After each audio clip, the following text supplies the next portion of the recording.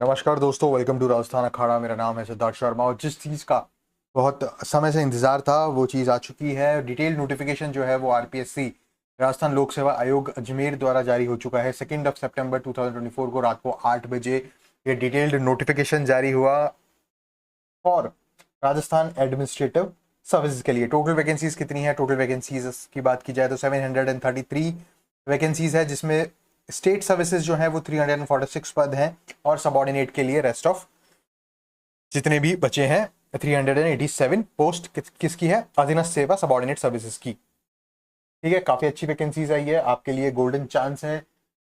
दो तरह के स्टूडेंट्स यहाँ पर देखने को मिलेंगे, एक जिन्होंने अभी अभी 20 और 21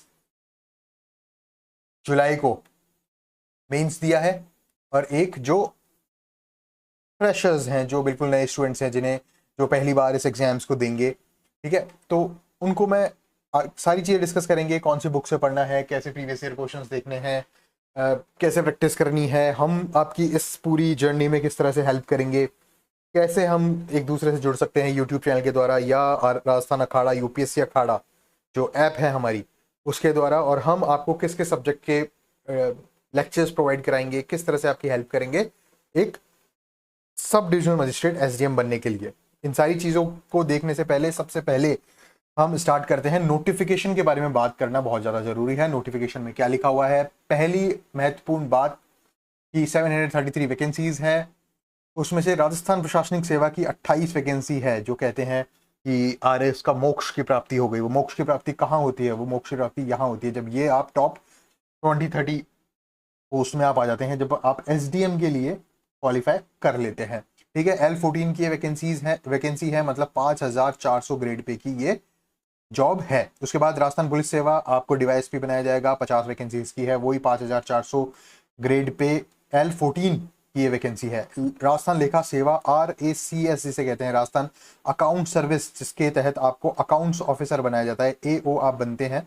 ठीक है, विभिन्न विभिन्न डिपार्टमेंट्स में। AO कौन होता है? AO होता है जूनियर अकाउंटेंट सबसे नीचे, फिर डबल AO सेकंड, उसके ऊपर फिर डबल AO फर्स्ट। ठीक है, और उसके ऊपर AO। तो आप देखिए कहाँ जूनियर अकाउंटेंट में जो बच्चे सेलेक्ट नहीं हो पाए वो इस परीक्षा के द्वारा डायरेक्ट AO भी बन सकते हैं। जहाँ से जूनियर अकाउंटेंट रिटायर होता है वहां से आप स्टार्ट कर सकते हैं। ठीक है, AO के ऊपर सीनियर AO और बाकी सारी चीजें आती हैं, CAO। ठीक है, उसके बाद कोऑपरेटिव सर्विसेज के 12 पद, L12 मतलब 4800 ग्रेड पे की ये जॉब है। राजस्थान नियोजन सेवा के 3 पद, 4800 ग्रेड पे। कारागार सेवा जेल सेवा के 0 पद। ठीक है, उद्योग सेवा इंडस्ट्री सर्विसेज के लिए 2 पद हैं जो कि L12 4800 ग्रेड पे के हैं। वापस 5400 ग्रेड पे की जॉब आती है राजस्थान बीमा सेवा वाणिज्य कर। ठीक है, कॉमर्शियल टैक्स की 4800 ग्रेड पे की ये जॉब 59 पोस्टों के लिए। ठीक है, और इसके अलावा ये सारी पोस्ट हैं जिसमें से समेकित बाल विकास सेवा L14 की है, ग्राम विकास सेवा, महिला विकास सेवा L14 की है। उसके बाद आगे बात की जाए तो इस तरह से सारी ये जो भी वैकेंसीज आपको यहां देखने को मिल रही हैं, ये वैकेंसीज क्या है? जो स्टेट सर्विसेज है उसकी है। उसके बाद आगे बात की जाए तो अधीनस्थ सेवाएं जो है वो 387 पद है। देवस्थान विभाग, देवस्थान अधीनस्थ सेवा, सहकारिता अधीनस्थ सेवा, कोऑपरेटिव अधीनस्थ। तो सहकारिता सेवा की L12 की थी और यहाँ पर ये आ गई है L10 की। ठीक है, L10 यहाँ पर आ गया है, ये भी L10 सहकारिता अधीनस्थ सेवा। L11 की भी कुछ पोस्ट हैं, L11 और L12 की ज़्यादा पोस्ट होती हैं अधीनस्थ सेवा में। ठीक है, तो ये सारी चीज़ें हमें देखने को मिलेगी। 387 पद इसके हैं। उसके बाद आगे बात की जाए तो ये कुछ रिजर्वेशन के बारे में बात की हुई है। फॉर्म कब से कब तक भरना है, अनुभव क्या होना चाहिए, can must completed not less than 5 years का अनुभव होना चाहिए अगर आप डीसी कैटेगरी में भरते हैं, मतलब डिपार्टमेंटल एम्प्लॉय, मंत्रालिक कर्मचारी अगर आप हैं तो 5 साल का आपको अनुभव होना चाहिए। कौन कौन सी उसमें? डीसी और एनजीई में। ठीक है, उसके बाद आगे चलते हैं तो ये सारी चीजें हैं। अब आ जाती है एजुकेशनल क्वालिफिकेशन। एजुकेशन क्वालिफिकेशन की बात की जाए तो सबसे पहले आपके पास एक डिग्री होनी चाहिए, और वो डिग्री, ठीक है, डिग्री कब होनी चाहिए आपके पास? आप एक ग्रेजुएट होनी चाहिए। ठीक है, कब? अंतिम वर्ष की परीक्षा आप दे रहे हो या सम्मिलित हो रहे हो और उसका मुख्य परीक्षा से पूर्व आप ग्रेजुएट हो गए हो। ठीक है, जब भी मुख्य परीक्षा होती है उससे पहले आप ग्रेजुएट हो जानी चाहिए, और अभी आज की दिनांक में आप क्या हो? अंतिम वर्ष के छात्र हो ग्रेजुएशन के। ये आपकी एजुकेशनल क्वालिफिकेशन है। आयु सीमा की बात की जाए तो 1 जनवरी 2025, अभी 2024 चल रहा है, 1 जनवरी 2025 को आपकी न्यूनतम आयु 21 वर्ष होनी चाहिए और अधिकतम आयु कितनी होनी चाहिए, 40 वर्ष। ठीक है, अगर आप अराजपत्रित कर्मचारी हैं, ठीक है, गवर्नमेंट सर्विसेज में है लेकिन गजेटेड ऑफिसर नहीं है, तो 1 जनवरी 2025 को 25 वर्ष की आयु प्राप्त कर चुका हो तथा परंतु 45 वर्ष का नहीं हुआ हो, 5 साल की आपको एडिशनल रिबेट मिलेगी। ठीक है, छूट मिलेगी। 40 वर्ष तो पहले होना चाहिए प्लस 5 और हो जाएगा अधिकतम आयु सीमा में। ये सारी चीजें हो गई। उसके अलावा अगर आप SC ST OBC MBC या वीकेंड EWS से है तो आपको 5 साल का एडिशनल छूट मिलेगी अधिकतम आयु में। अगर आप विमेन हैं उन पर्टिकुलर सेक्शन से, शेड्यूल कास्ट, शेड्यूल ट्राइब्स या बैकवर्ड क्लासेस, मोर बैकवर्ड क्लासेस, MBC EWS से, तो आपको 10 वर्ष की छूट मिलेगी। मतलब आप 50 साल तक ये एग्जाम दे सकते हैं। Women candidates belonging to general category की हैं अगर, तो 5 साल की और उन्हें छूट मिल जाती है विमेन कैंडिडेट्स को। ठीक है, विडोज हैं या डाइवोर्स हैं तो कोई अपर लिमिट नहीं है, आप कभी भी एग्जाम दे सकते हैं।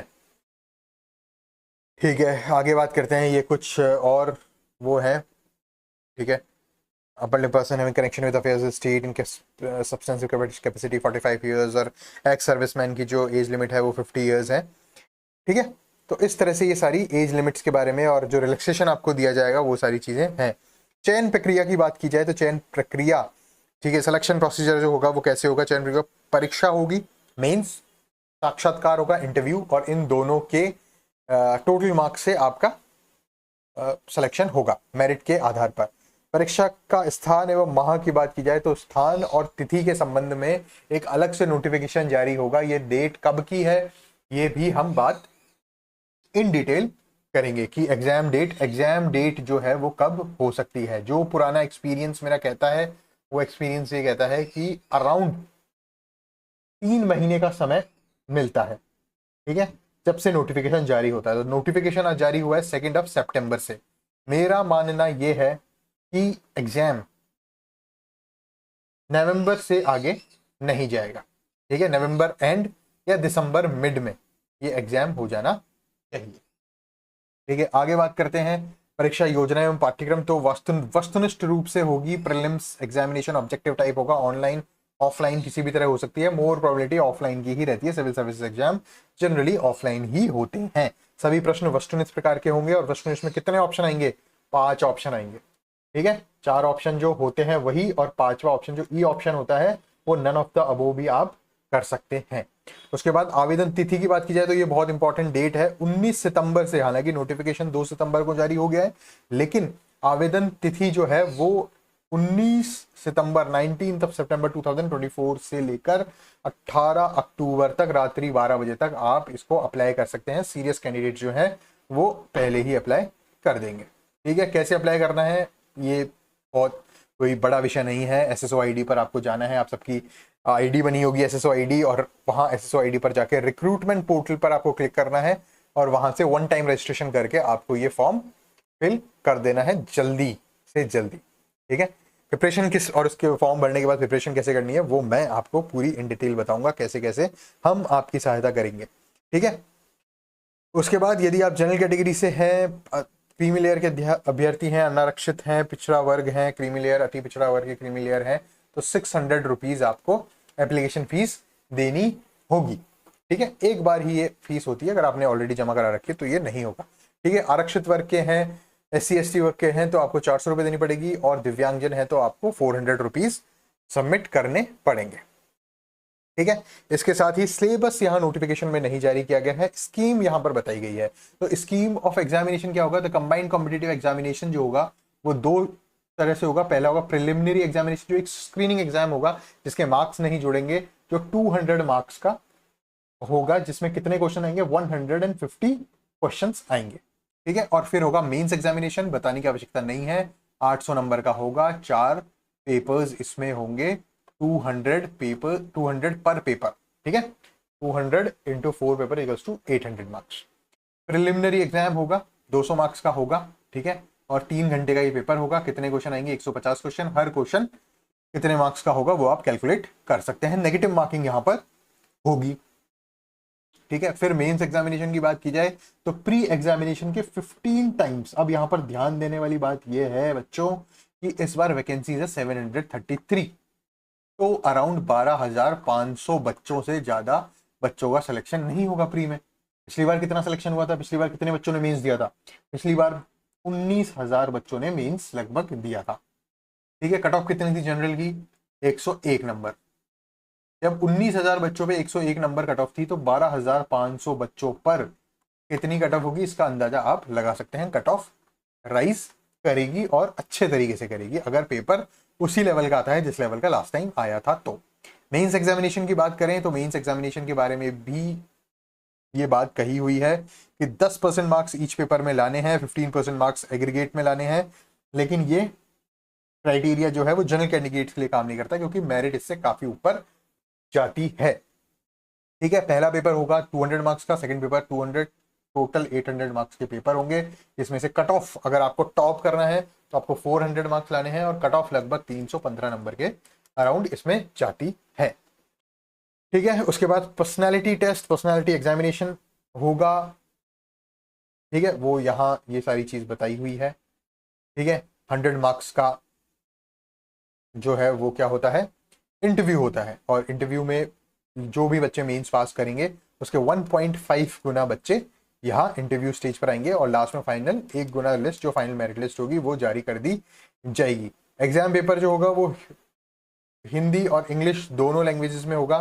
सिलेबस की बात की जाए तो सिलेबस आपको स्टेबुलेटेड टाइम में थोड़े ही दिनों में बता दिया जाएगा, तब तक आप लास्ट ईयर का जो सिलेबस है आरएस प्रीलिम्स का वो आप दे सकते हैं। Each question has 5 options, 1 2 3 4 5। एक को डार्क करना है करेक्ट आंसर, और किससे करना है? ब्लू बॉल पॉइंट पेन से, ठीक है। हर क्वेश्चन हर ऑप्शन फिल करना जरूरी है। एक क्वेश्चन में 4 ऑप्शन है तो कोई ना कोई एक ऑप्शन फिल होगा, या तो 4 में से कोई एक आपको आंसर आता है तो, अगर आपको कोई आंसर नहीं आता है तो आप 5वां सर्किल जो है वो गोला करेंगे। अगर आपका आंसर गलत होता है तो 1/3 की नेगेटिव मार्किंग होगी। A candidate who has not darkened any of the 5 circles in more than 10 questions shall be disqualified। बहुत इंपॉर्टेंट है। पिछली बार 10,000 बच्चे यहाँ पर फेल हो गए थे प्रीलिम्स में सिर्फ इसलिए क्योंकि वो 10% ज्यादा, मतलब 150 क्वेश्चन का पेपर है। तो अगर आपने 15 से ज्यादा गोले खाली छोड़े, आपको 5 गोले भरने, आपको आंसर नहीं आता है तो 5वां गोला आपको भरना है। अगर आपके 15 से 16 गोले आपके टोटल ब्लैंक रह जाते हैं तो आप एग्जाम से डिस्क्वालीफाई हो जाएंगे।